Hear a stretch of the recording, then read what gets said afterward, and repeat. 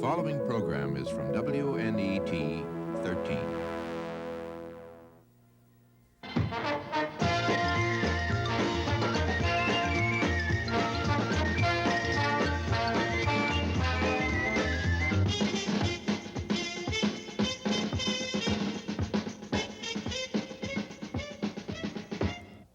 The politicians made so much noise last year that it was hard to hear anyone else. But there were people who had other things to say than what you read in the papers. I'm Bill Moyers, and in the next half hour, we're going to hear some personal opinions about the issues of 1972. With one exception, the people you will meet are not household names.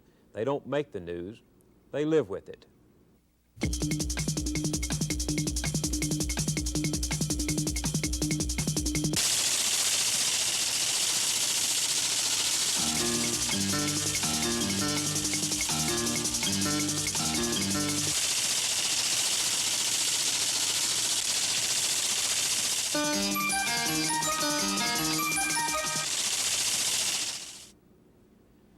'72 was a big year for politics, sports, and war, and sometimes it was hard to tell them apart.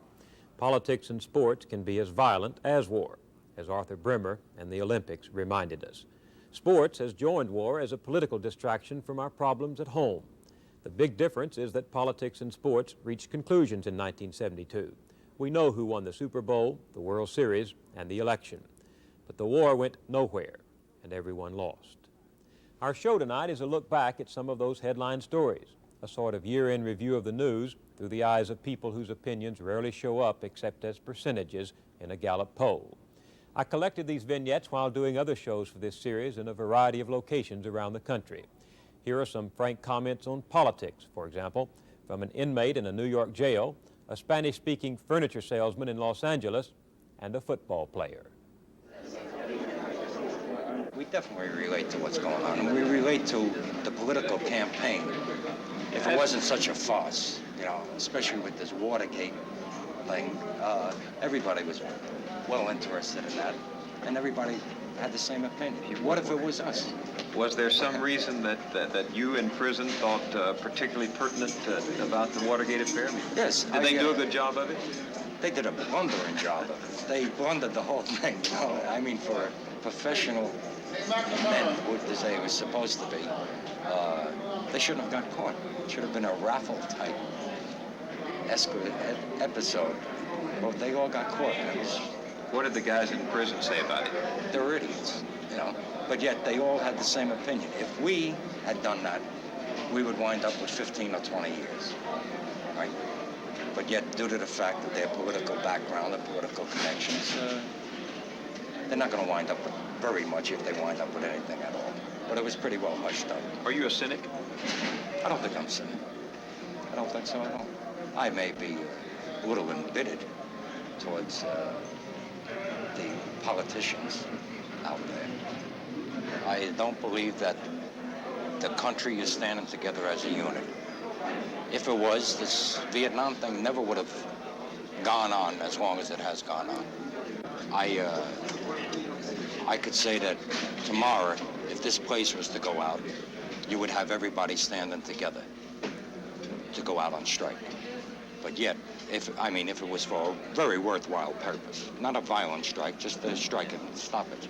But if you were to ask them all to go out and go to work for their country, I don't think you'd get 10 guys in a place. Now, this would give me an inkling of what's going on outside, although I'm aware through reading the papers and watching television. Convict or citizen, which do you think of yourself as? I always think of myself as a citizen. Convict, second class. And maybe a second class citizen, but I always think of myself as a citizen.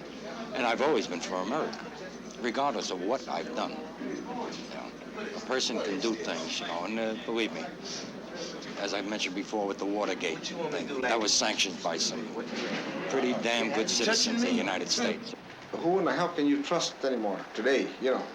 Even our own president is hiring all these people to espionage or something that to me has no meaning.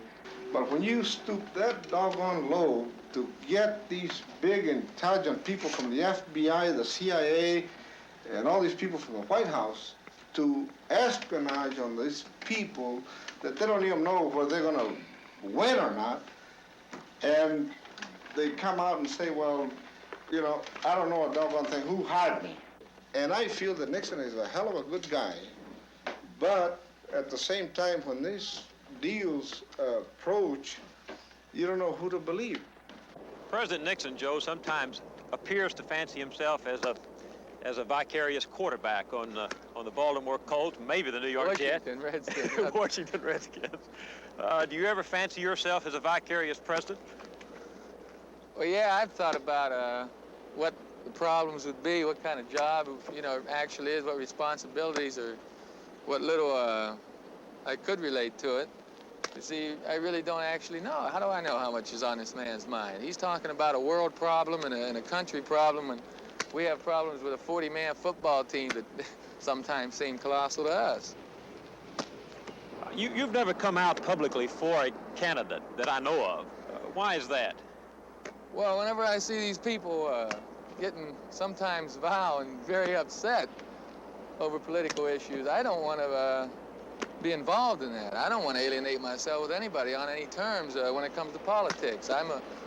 Like I said, I'm a believer in our government, and I'll vote for who I think is best. But I don't want to get involved in a sense of where people are going to be rapping at me and feeling that I'm this kind of person because I endorse this candidate, or a candidate. A lot of contrasting now between football as a #1 sport in the country with its emphasis on contact violence, and the claim that all those people who sit up in this stadium and watch you on television are sort of armchair voyeurs who get a kind of pleasure out of the violence they don't have the courage to participate in themselves. You think that's so? Yeah, I know it's so in some cases. I don't know if it has to do with courage, but I've seen people who are relatively meek or quiet get in the stadium or in a ballpark and just let it go, man. When somebody goofs up, they call him every name in the book and talk about his family and everything else. I don't think they'd say that to him face to face, but still, when they pay their admission, they sit up in the stands, they feel they have a right to do that. And maybe that carries over into politics, too. Public feels they have a right to say what they have in their mind, and sometimes, even though they're not right, they're going to say it. Do you think there's been any relationship between that attitude and the attitude of people who watch on television the scenes of fighting and destruction in Vietnam and simply don't react to it? Say, things don't look... War is war, and there's nothing good about war, except its ending. I don't know of anyone that really enjoys seeing films of wartime and people getting killed. I don't even watch them. I tell you, when they come on, I try not to watch them. I don't really pay a whole lot of attention to what I see in the news anymore, or what I read in the newspaper. I look at it and I consider it, but I don't take it for fact. What about the politicians? Do you feel any sense of cynicism toward them as you do toward the medium, or disbelief? I have a lot of respect for politicians. They've been rapped over the years for, you know, bad politicians, liars, thieves. And fortunately, we've had some good ones, and I hope we continue to have some good ones. There's good and bad and everything. All we can do is hope that the good is better than the other guy. What if the president called you and suggested, as he did to Don Shula one year, that a certain play might work next Sunday? We'd consider it. We're always open for suggestions. That sounds awfully diplomatic. And if it's a good play, we'll sure use it. So you catch pretty good. A bit lower, Bill. Great. All right, Lyle, that's one suit.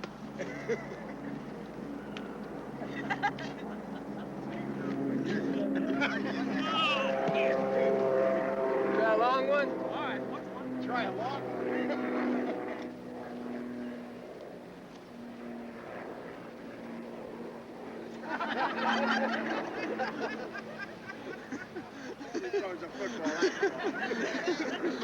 I misjudged your speed. You're a little slower than I thought. Poor Joe had trouble all year with his receivers. Off the gridiron, the serious, more intractable struggles of America went on. 1972 saw women keep chopping away at the conventional wisdom that their role should be essentially subservient. Women who would never think of overturning society were talking more and more about at least changing it, especially the structures of habit and prejudice by which men had come to take for granted their power to define the woman's station. The barricades of male chauvinism had been assaulted and occasionally routed by the movement's zealots, but now real change in the common web of daily relationships was up to legions of unpublicized women. Women who want to win recognition as human beings without giving up their roles as wives and mothers. This young woman is both a housewife and a wage-earner in New Jersey. I suppose that in any kind of a movement or something, you have to have sort of a radical fringe that screams and hollers over everything. You know, the ladies who burn their bras and that kind of thing. But I don't think everybody who wants to see the changes has to be part of the radical fringe. You can be that big mass of solid work that's kind of coming along behind it or something. I sort of see myself more there than burning my underwear or something like that. Do you get bugged by being judged daily on the stereotypes that exist about women today? Sometimes I do. Sometimes you get really irritated, you know. If you're the woman in the group and there's always more women, you make the coffee and, you know, get the donuts for the guests and stuff like that. Now, I have no objection to doing that, but every now and then I think it would never occur to one of the men to do that. It's just that you're a woman, so therefore you will do this little domestic thing, even though it's in a job situation where I'm not any more qualified to make coffee. In fact, I make lousy coffee, you know, but I'm a woman, so I should make the coffee. It's not a vicious, terrible male chauvinist plot either. It's just a minor irritation, but it all fits in with the whole stereotyped idea that you're the domestic one and you're the servant one, and you look after me, sort of thing, you know. And if you say something to a man, they don't even think about it, you know. They don't usually mean anything by it. But that they still expect you to make the coffee even after you argue about it. But if you don't get mad about these prejudices, these assumptions by which you're bound, will they ever change? Well, I think women are getting mad about them. I just think the violence of your reaction should be suited to the violence of the prejudice against you, you know. I'm not going to raise a screaming roar over making the coffee. But if it was a matter of a promotion or a job that I was qualified for and I wasn't going to get because I was a woman, then you would hear a lot more noise on the subject, you know. But as far as the coffee goes, you know, I just forget to make it every now and then so they can take a turn at it or something like that, you know. I just think there are so many important issues to get excited about that I'd rather save my energy for them, you know, than scream and holler over every little thing. There was a lot of rhetoric in 1972 about the good life. The economy turned around and the gross national product started climbing again. But inflation hung on. The cost of food went up so much that people who could afford 2 pots could only afford 1 chicken. For all the statistics of middle-class affluence, for all the opulence of the very rich, 1/3 of the country lives in poverty, and one half lives only on the margin of modest comfort. The phrase makers kept reminding us through the political campaign that most of the country is unpoor and unblack, which consoled just about everyone but the poor and the black. As the old year ended, the racial minorities were still living with America's unkept promises. I talked with a black woman in Georgia, a Hopi Indian from New Mexico, and an old farmer in Southern California. I really don't think that we are one nation. I think most of the white citizens look at us and through the same eyes that their forefathers looked at us when we got off the ship from Africa. I think they look at us in that like manner. That we are good for washing their dishes, scrubbing their floors, nursing their kids, and that's about all. Thomas, what really makes you mad about America right now? The fact that they are destructing some of our spiritual centers, natural beauty of our country. Who's doing the this? American government under the Bureau of Indian Affairs, who set up the council people, and they more or less dominate them, and they do not quite understand legal terms, and they start signing things away. And to them, it is holding up progress, but to us, it's a preservation of natural beauty, natural way of life, and the spiritual and ancient knowledge that we have for the future is still intact there. Are you a farmer? No, I used to work for Colonel William in New Mexico. $45 a month. $45 a month. That's all I get before. And that raised a little bit after Hoover, when the wages going down, awful down. And I'm working here in Merced for 10 cents an hour. 1929, 1930. Now we feel better, but everything going up. Groceries, clothes, everything going up. It's pretty hard for our people.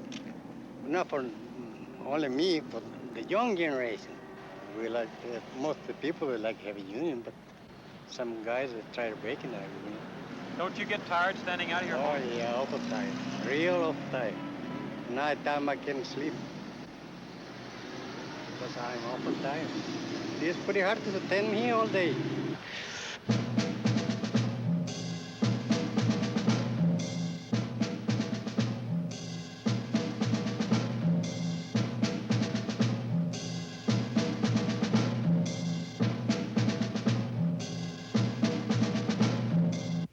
"1972 was the year in which the White House cried, 'Peace, peace,' but there was no peace. As the war lingered on, I kept encountering people whose lives it had marked forever, people for whom the war will never end. I think the cruel paradox of the war's effects on the country is clearest in separate conversations I recently had with two fathers. One is the Reverend Raymond Pontier, a congregational minister in Clifton, New Jersey. His son Glenn is in the federal prison in Danbury, Connecticut, for refusing to be inducted. Glenn Pontier recently joined with other prisoners in a prolonged fast as yet another protest against the war. The second man is James Davis, a retired druggist who lives in Livingston, Tennessee, not far from Oak Ridge. His son Tom died in Vietnam on December 22, 1961, the first American boy to be killed in combat with the Viet Cong. I talked first with Reverend Pontier. In terms of my wife and my own personal feelings, we've always respected Glenn's own integrity. He did not do this for kicks. He did not do this because he was turned off. He did this because he believed it was the honest thing to do. But our reaction was, Glenn, do alternate service and take care of your alternate service, then go out and do some kind of a job that you really want to do. But as Glenn was arrested and as we went through the process of the trial, I think we began to see that, here is a guy who just wasn't talking about the concern and the issues and the cause of peace. Here is a guy who felt that he had to do it. And the witness that he made, I think he would make a witness outside of jail. But the kind of an impression he has made, say within our denomination, or within our local parish here, or among his friends, has been simply tremendous. People ask, what good does the fast do? What good does it do to go to jail? What good does it do to do good, And when I've talked with Glenn about it, he said, that's the wrong question, Dad. He said, it's not what good it will do, although you hope it will do good. It's what good should I be doing? They closed the town down the day of Tom's funeral.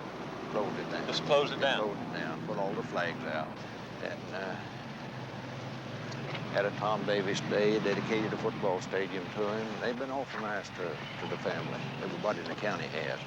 Did people know about Vietnam then, know where it was? What was its state? No, I didn't know where it was. I've been quoted as saying, where in the hell's Vietnam? Well, I didn't know where Vietnam was. I knew where Indochina was, but I didn't know anything about Vietnam. What did you think when you heard that he'd gone there? Well, after I read a little about, about Vietnam, South Vietnam, North Vietnam, Cambodia, and Laos, after it'd been split up like what I thought, I guess we've had it. I imagine the recruiter talked him into it. Did he come home and tell you? Oh, yeah. Asked me what I thought about it. I said, I don't believe recruiters. So he brought the sergeant up. And he was telling me what a good deal he got. He did. He got a good deal. And they did do what they said they'd do to him. But he was in a special branch of service, special forces. Do you think that the way things have come out, the way the war has been dragging on, has in some manner diminished the importance of Tom's contribution, his death? No, I think every man owes a duty to his country. I guess I'm one of those fellas, I'm from the country, right or wrong. I don't know. I guess I am. I'm one of those guys. We in the minority, but I don't know. I'm angry that American boys, 50,000 or so American boys have been killed. I'm very angry at that. I think Glenn is as much, Glenn and others, because I don't exclude so many others who have suffered, the guys who have gone to Canada, because they have been alienated by the monstrosity which is taking place in Indochina. So yeah, I'm mad in that sense. I'm angry, I'm disturbed, because it has been necessary for a guy to stand up for what he believes in as a Christian, as a moral person, as an ethical person, that to stand up for these ideals and to say that because he really believes this way, that he has to spend a year in prison. If you really take literally what comfortably our society has been espousing, you will pay a price for it. You will pay a price for it because our kind of a society has set the ground rules. And our kind of a society says, you know, you are permitted to do this and this and this within the bounds of what society sets up as its own laws or rules or mores of decency. Beyond that, you are going to be ostracized, penalized, and you will be hurt in some way. Is there any redemption in what your son is doing except his own? Has society been made any difference? The war goes on, the bombing is continued 8 years later. For all the passion and commitment of Glenn, what's changed? And you can say the same thing about almost anyone else, I think, on the horizon of history today or yesterday, except if a person is in a position of great political power, economic power. But I think, and I believe historically, that the record would show that the real changes in history have come because of the people who have dared to stand up for their convictions as part of a minority. How did you get the word that he had been killed? Telegram. Telegram. Cab driver brought me a telegram. A cab driver? Mm-hmm. We don't have a Western Union office here. This is the telegram? That's right. No phone call? No. Not then, no. 20-some-odd years of a boy's life? Yeah. Wrapped up in a telegram? Yeah. And you know what it is when you go to the door and there stands a man, and he knew what it was, too, see. He was tore up better than I was. It's pretty rough when your wife's in the kitchen and you're at the front door and a man hands you a telegram, and you know what's in the telegram before you open it, because, you know, in the service, no news is good news. When you get news, well, you don't get telegrams hardly ever. And his wife up to her mother's, and you got to tell all these people about it. Pretty tough. That's the toughest part of doing it. And the letter from President Kennedy. I think I saw it over here. Yeah, there's one in there. He writes about it like I do. I want you to know, however, that I share your pride in your son who gave his life defending the principles of freedom and democracy for all mankind. Well, any time I think you're shooting a communist, you're defending the freedom of your country. Maybe it's because I don't like communists. And you felt your son gave his life in that cause? Yeah. Soldier does his duty on either side. You do what you're told. Or I did, and most soldiers did up until now, I think. I don't know how they've changed. Your faith has, during these years, your faith hasn't wavered. No. In patriotism. I haven't got a boy that's wavered, I don't think. No member of my family had. Even my daughter, she wanted to see quick as this thing happened, she wanted to join the Marine Corps. Your What do daughter? they call them? Yeah. Wrens or something. What do they call them? I don't know. Well, it's a branch of the Women's Corps of the Marines. Yeah, she wanted it. We had an old retired sergeant major in the Marine Corps that was sheriff at the time. She went and talked to him about it. Oh, yeah, I want to get in the Marine Corps. Why is there? Is there something peculiar to Livingston? Something No, peculiar to your family? Something peculiar to this part of the country? No, I don't think so. My kids have all been, they've just been taught patriotism all their life. I guess some of me rubbed off on some of them, maybe. What kind of boy was he? I'd call him just a typical, everyday American boy. He liked to hunt and fish and roam around in the woods. He didn't want a lot. But My son is just one of the 50,000 that got killed in Vietnam. They all did their duty. They did their duty just like he did. And like people did in World War I, World War II, Spanish-American War, Civil War. We owe those fellows something. What? Well, first place, we owe them this country. If it wasn't for those fellows, we wouldn't have a country, would we? You and I wouldn't be sitting here, maybe. At least we wouldn't be saying what we think. Maybe. I like this country. I say what I cotton picking please, about who I please, and if the shoe fits, wear it. And you don't think it was in vain? No, I don't think so. Does the way it comes out have something important to say to you about the value of his death? No. James Davis's son Tom went to Vietnam 11 years ago with a civilian passport. Our government trying even then not to admit that a war was going on there. Things come full cycle, and 11 years later, through secrecy and evasion, yet another administration, the third in succession, is trying to play down the bloody, awful truth of what's being done there in our name. Long after the war has lost its meaning to most people, we keep blasting away not only at the armies of the North, but at its people as well, killing civilians and tearing at a country to put pressure on a handful of leaders. Our own country is still divided between the Davises, who believe that duty is saying yes, and the Pontiers, whose conscience tells them to say no. The majority of people just want to put it all out of sight. Let the fathers mourn. Let the protesters rot. Let the bombers bomb. Just don't bother us with it anymore. Well, here we are in a new year, and the war lingers on. As long as it does, there will be another Tom Davis, and another, and still other young men will go to jail. Which kids will be next?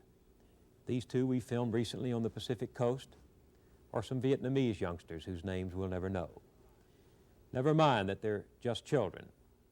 This war will wait. I'm Bill Moyers. Good night.